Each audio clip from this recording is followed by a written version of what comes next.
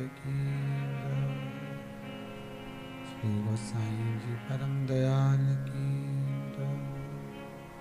श्याम सुंदर श्री अम्बे महारानी की जय। काशी विश्वनाथ भगवान की जय। गौरा महारानी की जय। श्री गणेश जी महाराज की जय। सरस्वती मात की जय। खेड़ापति सरकार की जय। संत सतगुरुदेव गौ माता की जय। कुमरेश्वर महादेव की जय। चिंता संतान हंतारो यत्पदानुरेणवा सुयनं तनीचार्याणां प्रणमामि मुहुर्मुहुः। यदुव्रतो जन्तुवा सर्वदुःखातिगो भवेत् तमं सर्वदा वन्दे श्रीमद्वल्लभनन्दनम्। अज्ञानतिमिरागास्य ज्ञानजयशलाकया चक्षुरनमिलितेन तस्मै श्रीगुरवे नमः। नमामि हृदये शेषे लीलाचरद्विषयणं लक्ष्मीसहस्रलीलाम्बिः सर्वमानं कलानिधिः। चतुरविश्वचतुरविश्वचतुरविश्वतिरिस्तवा शिवजायते योऽसो पञ्चदा हृदये। विश्वनाथ भगवान की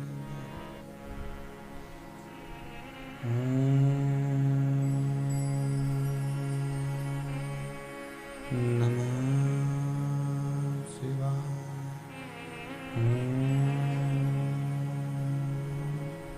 नमः शिवाय। नमः शिवाय।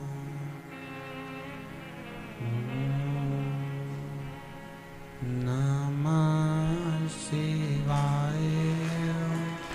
नमः शिवाय।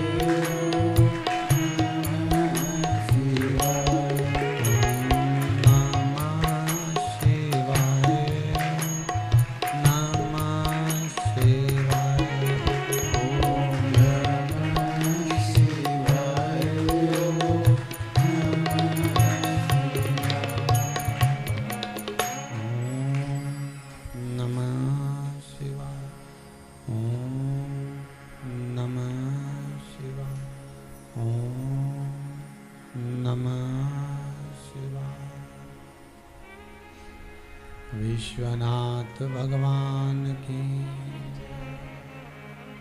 हर हर महादेव, हर हर महादेव, हर हर महादेव। काशी विश्वनाथ भूत भावन भूतेश्वर, करुणा सागर, त्रिकालदर्शी, कैलाशी, अविनाशी भगवान शिव, जिनकी पुनित पावन शिव महापुराण की कथा, जो जीवन का सुख प्रदान करने वाली है, रस तत्व देने वाली है, ऐसी पुनित शिव महापुराण की कथा को आस्था चैनल के माध्यम से, फेसबुक, यूट्यूब के माध्यम से अपन सब भगवान की अविरल भक्ति मुक्ति को देने वाली भगवान शिव की अलौकिक शिव महापुराण की कथा को श्रवण करने के लिए अपने अपने भवन में, अपने अपने घरों में विराजमान है।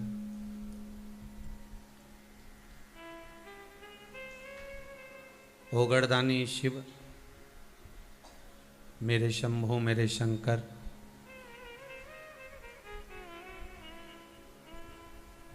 जिनकी कृपा पात्र हैं राठी परिवार बड़ौदा, सोनी परिवार अहमदाबाद, सोमानी परिवार सूरत, तोशनीवाल परिवार मुंबई, बयानी परिवार सूरत।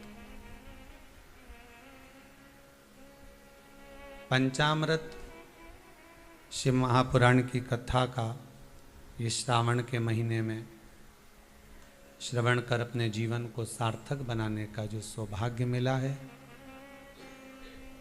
वो इन पांचों जजमान को बहुत बहुत साधुवाद है, जिन्होंने अपने संपूर्ण कुल को तो तारा ही है। गंगा मैया केवल भागीरथ बाबा के काकाओं के उद्धार के लिए ही नहीं आई है। गंगा मैया तो अगर आई तो संपूर्ण ब्रह्मांड के उद्धार के लिए आई।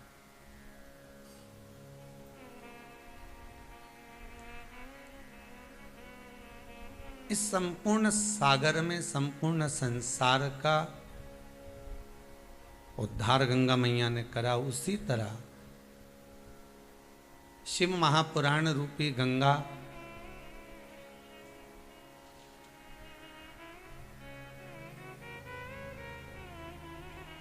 शिव के नाम की गंगा आज संपूर्ण विश्व का कल्याण कर रही।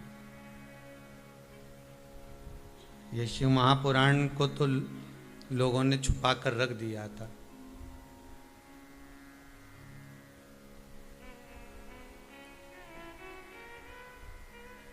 कई लोग तो ऐसे हैं कि जो जानते भी नहीं थे कि शिव पुराण भी होती है, और कईयों को तो इतना स्मरण था ही नहीं कि शिव महापुराण में इतना कुछ होता है कि जिसको अपन अपनी जिंदगी में अगर उतार लें,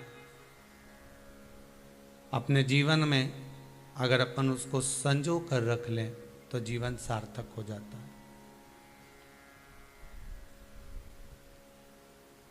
शिव तत्व को जानना,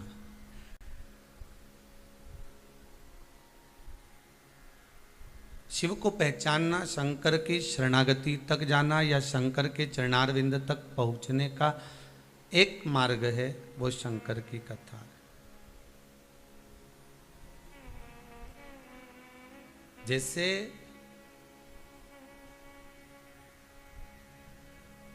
दवा जिसको आप खाते हो वो खुशी नहीं देती है,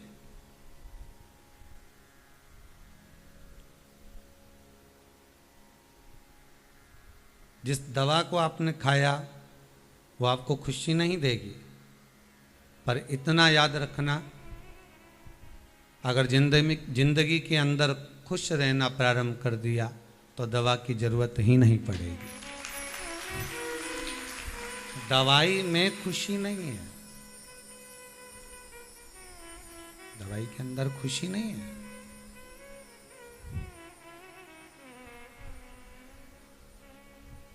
पर खुशी के अंदर दवा है। आपके प्रसन्न रहने पर, आपके आनंद में रहने पर, आपकी प्रसन्नता में कुछ ऐसी औषधि है कि जो आपको तो श्रेष्ठ करेगी ही, आपको तो अच्छा करेगी ही, साथ में जितने आपके परिवार के लोग हैं, कुटुंब के लोग हैं, उनको भी श्रेष्ठ कर दे। जो आपके अपने हैं उनको भी श्रेष्ठता प्रदान कर देगी।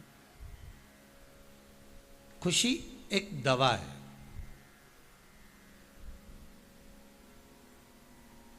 पर उस खुशी को पाना,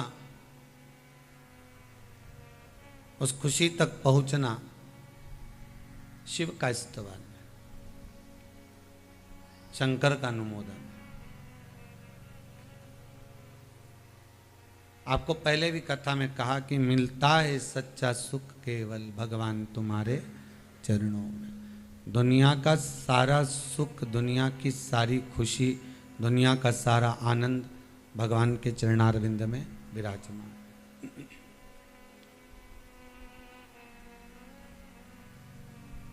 अब हम कहाँ ढूंढने जा रहे हैं उन खुशियों को, हम कहाँ लेने जा रहे हैं उन खुशियों को, ये आपके ऊपर।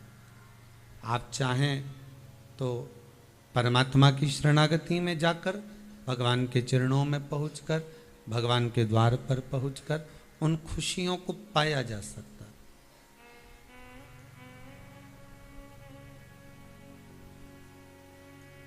सबको पाने में देरी हो सकती है, पर शिव महापुराण की कथा कहती है शंकर को पाने में देरी नहीं होती महाराज।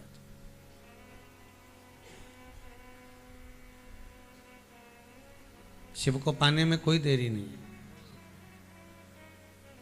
सबको रिझाने के लिए वस्तुओं की जरूरत पड़ती है, पर शंकर को रिझाने के लिए वस्तुएं भी नहीं चाहिए।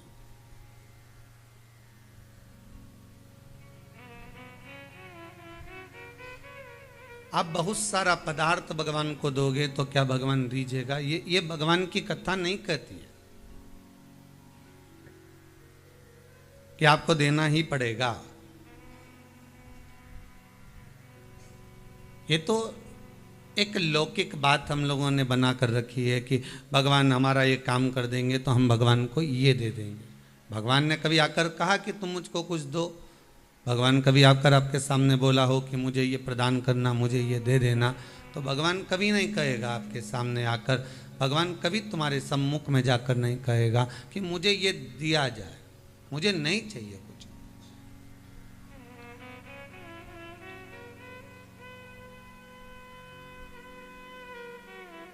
अपने मांगने में अपने परिवार का, अपने विश्व का, अपने क्षेत्र का भी कल्याण होना चाहिए, अपने मांगने में हो। और जब अपने मांगने में हम हमारे क्षेत्र का भी कल्याण सोचे, हमने केवल अपने लिए, अकेले के लिए नहीं मांगा।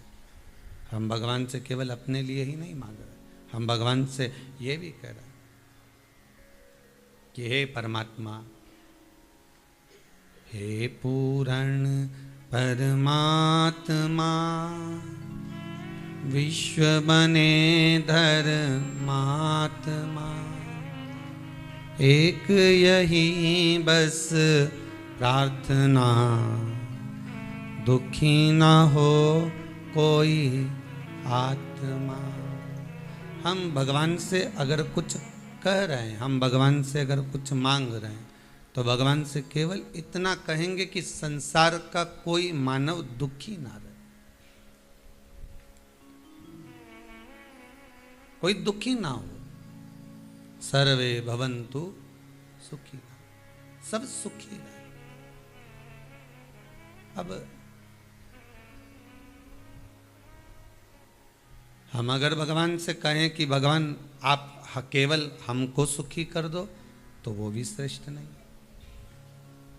क्यों? तुम्हारे पास में अगर कोई भूखा बैठा हुआ है और आप रसगुल्ला खा रहे हो, आप भोजन कर रहे हो, पास में कोई भूखा बैठा रहेगा तो आपको वो रसगुल्ला, आपको वो भोजन अच्छा लगेगा क्या? नहीं, आपको उस भोजन में स्वाद नहीं आएगा, आपको वो रसगुल्ला श्रेष्ठ नहीं लगेगा, क्योंकि पास में कोई भूखा है।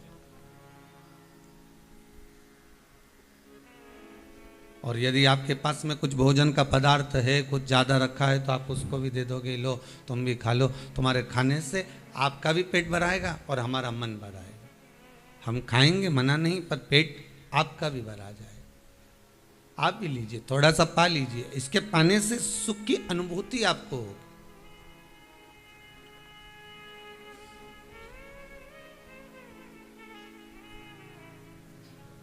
पहले का एक नियम था, ग्रामीण क्षेत्रों में, शहरी क्षेत्रों में, आप लोगों ने स्मरण किया होगा, करा कि ना करा हमको नहीं मालूम, पर आस्था चैनल के माध्यम से ये जरूर कहूँगा कि आपने सुना होगा, आपने स्मरण किया होगा कि अतिथि देवो। अगर हमारे दरवाजे पर कोई अतिथि आया है, हमारे दरवाजे पर कोई पहुंचा है, हमारे दरवाजे पर अगर कोई मेहमान आया, कोई अतिथि आया, कोई अन्य व्यक्ति आया और उसको हमने अगर पेट भर कर भोजन करा दिया, उसको हमने श्रेष्ठता का सुख दे दिया, तो संसार का कोई सुख ऐसा नहीं जो आपके घर में नहीं पहुंचे।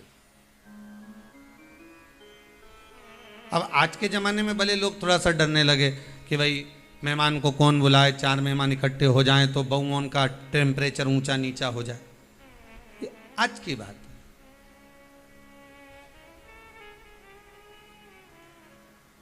पर प्रथम का जो सुख है, सारे पुराणों को अगर आप उठाकर देखेंगे तो अतिथि देवो भव। जो अतिथि हमारे यहाँ आ रहा है, जो भले पड़ोसन 50 बार आ रही है, भले नातेदार, रिश्तेदार, कुटुंब, कबीले, हमारे दरवाजे पर अगर किसी का पांव पड़ा है तो वो आपका अतिथि है, भले पड़ोसन 25 बार क्यों ना, वो आपका अतिथि। और उस अतिथि को भोजन करा देना, उस अतिथि का सम्मान कर देना, उस अतिथि का आदर कर देना, क्या मिलेगा उससे? क्या प्राप्त होगा? शिव महापुराण की कथा कहती है, ऐसा कोई पदार्थ नहीं, ऐसी कोई वस्तु नहीं जो किसी के आदर करने के बाद आपको प्राप्त ना होती। अतिथि देवो भव का मतलब केवल बोलने से मतलब नहीं है। देव भव मतलब अतिथि देवता है। देवता है मतलब इसका मतलब क्या है कि अगर आपने इसको कुछ दिया है, इसको अगर कुछ किया है, इसके लिए कुछ प्रदान किया है, तो उसका सुख आपके खाते में जुड़ गया। आपने जैसा दिया वैसा उसको मिलेगा, वैसा आपको प्राप्त होगा।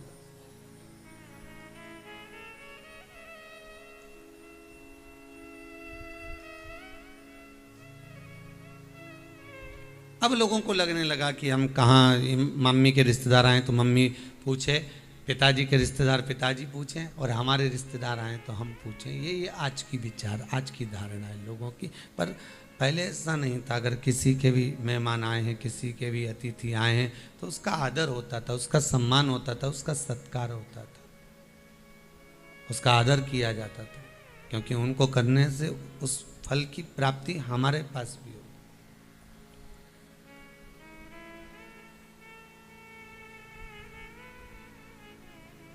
पर मान लो अतिथि का यदि अपमान हो गया, आया हुआ कोई व्यक्ति भूखा रह गया, तो फिर दोष किसको लगेगा? जिसके दरवाजे पर वो आया,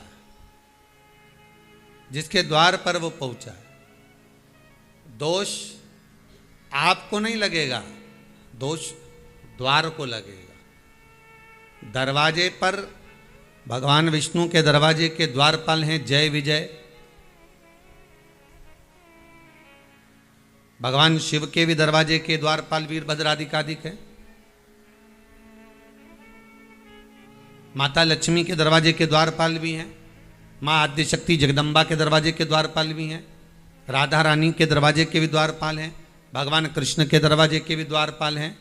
तो द्वारपाल का मतलब ये नहीं होता कि तुमने किसी को पैसा दे के दरवाजे पे खड़ा कर दिया हो कि यहाँ खड़े रहना दोनों, 5,000 रुपये महीना तुमको देंगे, 5 इधर वाले को 5,000 इसको देंगे, और ऐसा तलवार लेकर डंडा लेकर खड़े रहना हो, बंदूक लेकर। तो इसका मतलब केवल ये नहीं होता कि तुमने द्वारपाल खड़ा कर दिया तो द्वारपाल। द्वारपाल का मतलब अच्छे से समझना कि द्वारपाल किसको कहा गया। द्वारपाल तुम किसी को पैसा देकर खड़ा करो वो द्वारपाल नहीं है, किसी को धन देकर खड़ा करो वो द्वारपाल नहीं है। द्वारपाल का मतलब ये होता है कि जिस दरवाजे से आप प्रवेश करे हैं उस दरवाजे पर जो 2 फाटक होते हैं, उस दरवाजे पर जो 2 चौखटें होती हैं, उस चौखट के भाग को ही द्वारपाल कह दिया गया।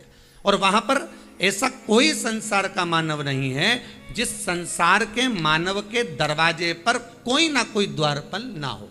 प्रत्येक मनुष्य के घर पर अगर चौखट लगी है तो चौखट पर द्वारपाल हैं। ये जो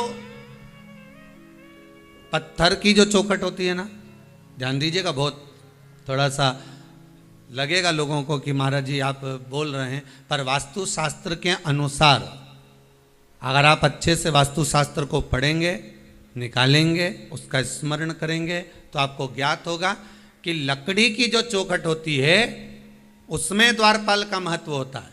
पत्थर की पेलरिंग कराकर जो चौखट तैयार करी जाती है उसमें द्वारपाल का भाव समाप्त हो जाता है। इसका थोड़ा सा ध्यान रखना चाहिए कि आपका मुख्य दरवाजा, आपका मेन दरवाजा, आपका जो द्वार है उस द्वार पर आप कुछ भी कर इसलिए आज के ज़माने में कह दिया जाता है कि आप एक काम करो कि अगर मान लो आपने लकड़ी का चौखट नहीं लगाया है, लकड़ी की चौखट नहीं तैयार करी है, तो कह देते हैं कि इसमें यहाँ पर बंदरवाल बांध दी जाए, पत्ते बांध दिए जाए। बंदरवाल बांधने का महत्व ही यही है कि आप उस लकड़ी की चौखट को जब लगा देते हैं तो उस पर द्वारपाल आकर विराजमान हो जाते। अब कौन द्वारपाल?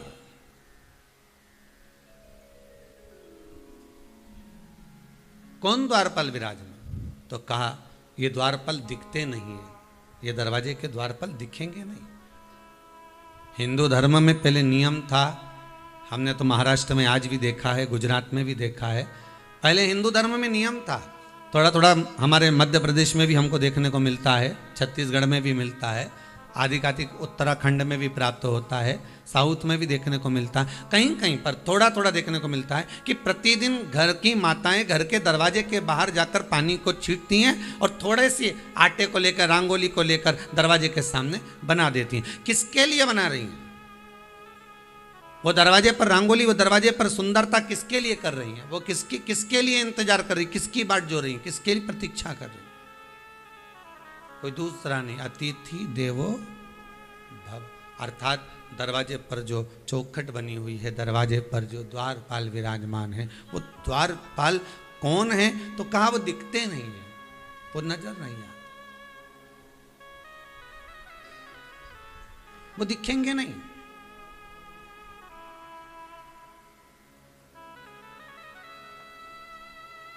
वो केवल आपके द्वार पर खड़े होकर, तुम्हारे दरवाजे पर से अगर कोई भूखा जा रहा है तो वो द्वारपाल उसका दोष देते हैं।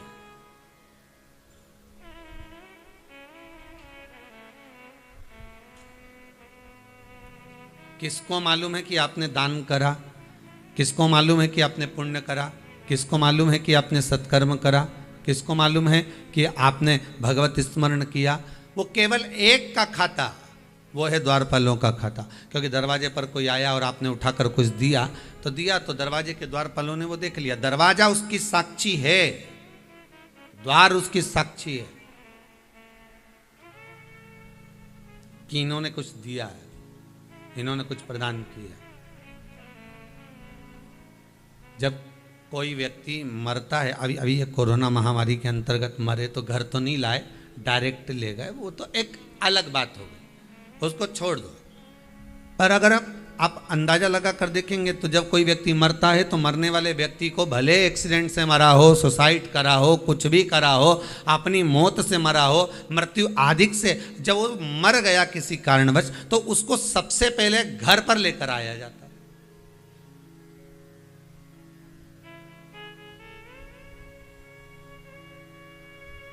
गरुड़ पुराण कहती है 10 दिन तक जीवात्मा उसकी अटारी पर रहती है।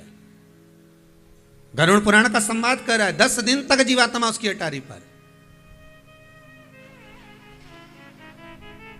और जब 10 दिन तक जीवात्मा उसकी अटारी पर रह रही है, 10 दिन तक जीवात्मा वहां निवास कर रही है, 10 दिन तक जीवात्मा वहां पर रह रही है, तो उसके पास में हिसाब तो पूरा होगा ना। उस दरवाजे पर से, उस द्वार पर से उस बॉडी को, उस शरीर को जो मर गया है, देवलोक गमन जो कर गया है, स्वर्ग चले गया, वैकुंठवास जिसका हो गया, उसको दरवाजे से लेकर जाया जाता है। क्यों? क्योंकि इस द्वार के जो द्वारपाल हैं वो उसका हिसाब, उसका चिट्ठा उसके साथ भेजते हैं कि इतना इसने दान किया, इतना इसने पुण्य करा, इतना इसने सत्कर्म करा, इतना इसने स्मरण किया है, दान किया है, पुण्य करा है, सत्कर्म करा है, भजन किया है, कीर्तन किया है, नाम जाप किया है। ये उसके अंतर्गत उसको बता देते हैं कि इसने इतना किया है।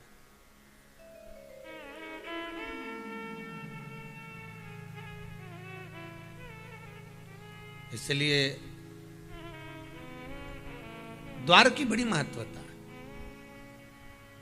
दरवाजे की बड़ी महत्वता। उस दरवाजे का, उस द्वार का जो महत्व है, द्वार का जो क्रम है, वो कुछ साधारण नहीं है। अब एक बात और समझ लीजिए अच्छे से, किसी भी मंदिर में आप प्रवेश करें, किसी भी मंदिर में जहां तुम्हारी मर्जी पड़े, उस मंदिर में आप अगर प्रवेश कर रहे हैं, जिस मंदिर में आप जा रहे हैं, और वहाँ पर अगर चौखट है, चौखट भी ज़्यादा चौड़ी ना हो, छोटी चौखट हो, तो प्रयास करना कि उस चौखट पर लात ना रखा। प्रयास करा करो कि चौखट पर लात ना रखें, उस चौखट को नमन करो। पाँव नहीं रखना, उस चौखट पर अपना सिर रखना। क्या रखना है? अपना मस्तक, अपना शीश उस चौखट पर रख दिया।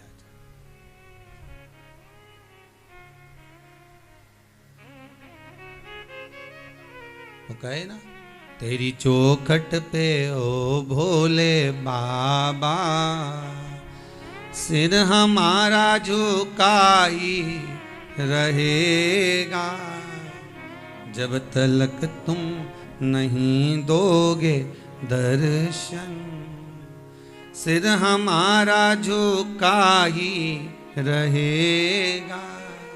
आप जो चौखट है उसको लांघने का प्रयास करा करो कि हमको इसको लांघना है। चौखट पर चरण रखने की जगह, चौखट पर पांव रखने की जगह प्रयास करा करो कि इस चौखट पर हमारा शीश रखा है। क्यों? उसका क्या कारण है? क्या कारण हो सकता है?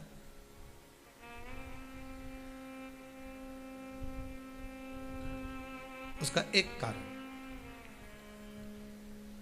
जिस चौखट पर आप अपना मस्तक रखे हो, प्रणाम करे हो, जो द्वारपाल खड़े हैं, वो द्वारपाल आपसे धन नहीं ले रहे हैं।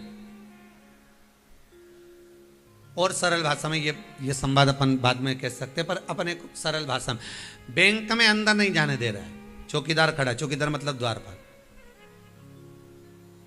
फैक्ट्री में अंदर नहीं जाने दे रहा है, द्वारपाल खड़ा है।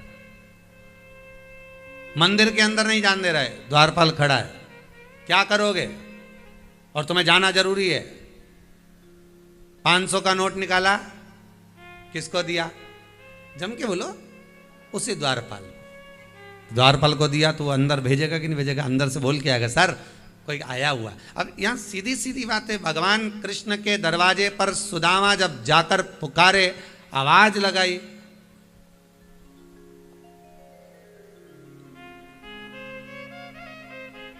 चौखट पर पहुंचकर आवाज लगाई। वो एक भजन की लाइन गाते ना कि अरे द्वार पालों कन्हैया से कह दो, किधर पे सुदामा गरीब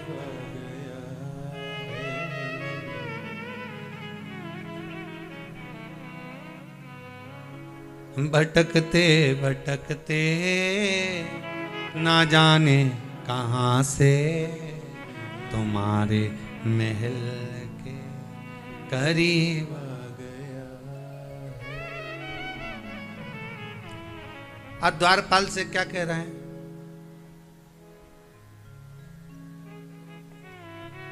क्या लाइन है? न तन पे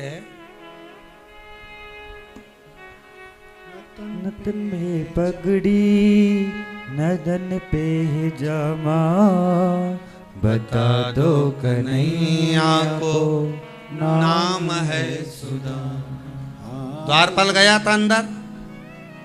अरे बोलो तो, तुम कैसे भी कपड़े पहनकर किसी द्वारपाल से जाकर कह दो कि भाई हम तो बहुत गरीब है रे, हम बहुत तकलीफ में हैं, तुम अंदर जरा जाकर मंत्री जी से कह तो द्वारपाल जाएगा? एक बार फिर से गाओ। ना सिर पे है पगड़ी न तन पे जामा, बता दो कन्हैया को नाम है सुदामा। अच्छा, द्वारपाल एक बात और कहते हैं, इनके जैसे ढेर आते हैं और जो भी आते हैं वो कृष्ण का मित्र बताते हैं। अब तुमने कहा ना वो सेठ जी से जाके बोलो हम उनको पहचानते हैं, हमारा नाम बोल देना हो, हमारा नाम भेरू सिंह, बोलो जरा जाके बोलो। अब सारे द्वारपाल एक दूसरे को देख के हंसेंगे कि नहीं हंसेंगे? बताओ, इसके जैसे तो ढेर आए रे रोज, ऐसा का जन कितना भेरू आए, ना जाने कितना आता होगा। फिर भी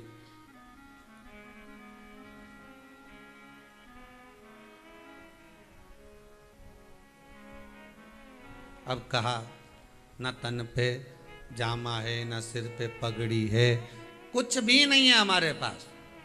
तो द्वारपाल उतने में समझ गया ये तो खुद मांगने आया है।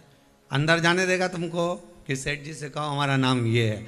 भले भेरू नाम हो तुम्हारा तो कौन पहचानेगा? हाँ, एक कथा के माध्यम से जरूर पहचान जाएगा कि भेरू बोलते तो मतलब सियोर वाला महाराज का पहचान वाला है, पर बाकी के तो कोई पहचाने क्या कि ये आया है, इसको कोई पहचान? तो कोई नहीं पहचाने। अब द्वारपाल से तुम जाकर कहो तो कहो कि हमारे को कुछ भी नहीं है साहब, मैं बहुत तकलीफ में हूं, मुझे सेठ जी से मिलवा दो। कौन मिलने देगा? कोई नहीं, कोई नहीं मिलने देगा। फिर बहुत से संवाद,